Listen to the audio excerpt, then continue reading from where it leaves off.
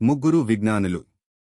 పట్టువదలని విక్రమార్కుడు చెట్టుపై ఉన్న శవాన్ని దించి భుజాన వేసుకుని మౌనంగా శ్మశానం వైపు నడుస్తుండగా శవంలోని భేతారుడు ఇలా అన్నాడు. రాజా, నువ్వు సహనానికి మారుపేరులా ఉన్నావు. ఈ అర్ధరాత్రి వేళ నీకు శ్రమ తెలియకుండా ఒక కథ చెబుతాను విను. పూర్వం ఒకానొక రాజ్యంలో ముగ్గురు అన్నదమ్ములు ఉండేవారు. వారు సకల శాస్త్రాలు చదువుకున్న పండితులు.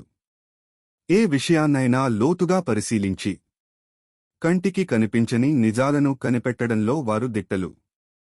ఒకసారి వారు ప్రయాణం చేస్తూ అడవి మార్గంలో వెళ్తుండగా దారిలో ఒక ఒంటె అడుగుజాడలను గమనించారు. ఆ అడుగుజాడలను బట్టి వారు ఆ ఒంటె గురించి కొన్ని ఆశ్చర్యకరమైన విషయాలను అంచనా వేశారు. కొంత దూరం వెళ్ళాక వారికి ఒక వర్తకుడు ఎదురై, అయ్యా, నా ఒంటె తప్పిపోయింది. ఎక్కడైనా చూశారా అని అడిగాడు.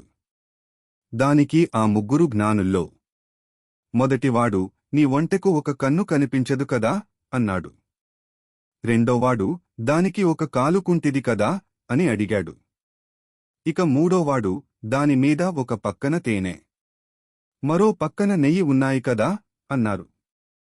ఆ వర్తకుడు ఆశ్చర్యపోయి, అవునయ్యా, సరిగ్గా చెప్పారు. అది ఎక్కడుందో చెప్పండి అన్నాడు. కాని వారు, మేము దానిని చూడలేదు, కేవలం అంచనా వేశాం అనడంతో వర్తకుడు నమ్మక రాజుగారికి దొంగతనం చేశారని ఫిర్యాదు చేశాడు. రాజు ఆ ముగ్గురిని పిలిచి, చూడకుండానే ఇవన్నీ ఎలా చెప్పగలిగారు అని అడిగాడు.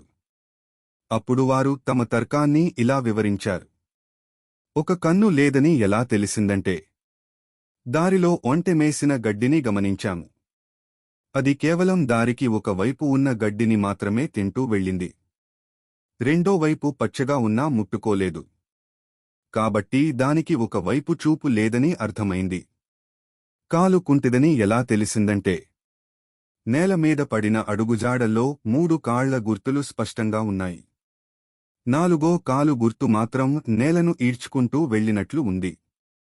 దానిని బట్టి ఆ ఒంటె కుంటిదని తెలిసింది.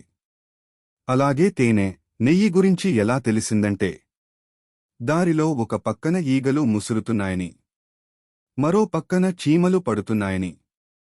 దీనిని బట్టి మూటల్లో తేనె, నెయ్యి ఉండవచ్చని తెలిసిందని అన్నారు. వారి అద్భుతమైన పరిశీలనా శక్తికి రాజు మెచ్చుకుని వారికి బహుమతులు ఇచ్చి పంపాడు. అక్కడితో కథ ముగించిన బేతాళుడు విక్రమార్కుడితో, రాజా, ఈ ముగ్గురిలో నిజమైన జ్ఞాని ఎవరు? ఎవరు గొప్పవారు?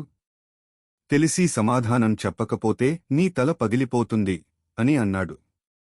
దానికి విక్రమార్కుడు, బేతాళా, ఈ ముగ్గురిలో ఎవరూ తక్కువ కాదు.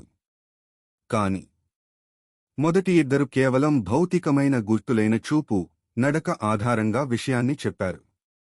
మూడోవాడు మాత్రం ఈగలు, చీమల వంటి సూక్ష్మమైన జీవుల కదలికలను బట్టి దానిమీద ఉన్న పదార్థాలను పసిగట్టాడు.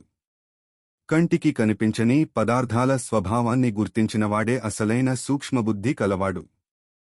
కాబట్టి మూడోవాడే అత్యంత ప్రతిభావంతుడు అన్నాడు.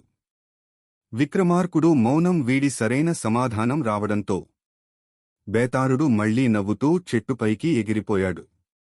విక్రమార్కుడు మళ్లీ వెనక్కి వెళ్లి ఆ శవాన్ని దించి తన భుజం మీద వేసుకున్నాడు. ఆయన మౌనంగా నడుస్తుండగా బేతాళుడు మరొక కథను మొదలుపెట్టాడు. ఆ తర్వాతి కథ కోసం తదుపరి భాగం తప్పక చూడండి.